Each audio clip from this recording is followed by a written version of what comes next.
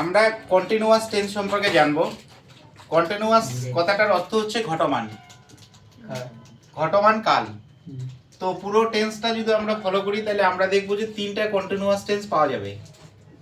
তিনটা continuous tense কি কি? প্রেজেন্ট কন্টিনিউয়াস, পাস্ট কন্টিনিউয়াস আর ফিউচার কন্টিনিউয়াস। জেনারেলি এগুলো অন্য সিস্টেমে শেখানো হয়।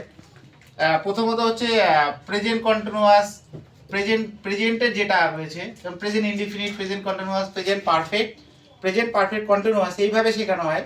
কিন্তু আমি সেটাকে একটু সহজ করে দেওয়ার জন্য কন্টিনিউয়াস তিনটাকে একসঙ্গে নিয়ে এসেছি। আমরা কয়টা কন্টিনিউয়াস পাবো? তিনটা কন্টিনিউয়াস পাবো। তিনটাকে আমি একসাথে নিয়ে আসছি। শুধু ডিফারেন্সটা দেখো যে প্রেজেন্ট কন্টিনিউয়াসে অ্যামিসার বসছে, কি বসছে?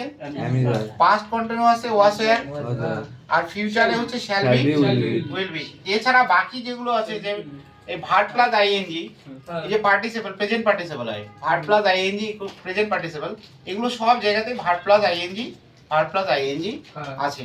আমরা যদি উদাহরণগুলোর দিকে লক্ষ্য করি তাহলেও দেখা যাবে, যেমন এটাতে রয়েছে he is going to school, he is,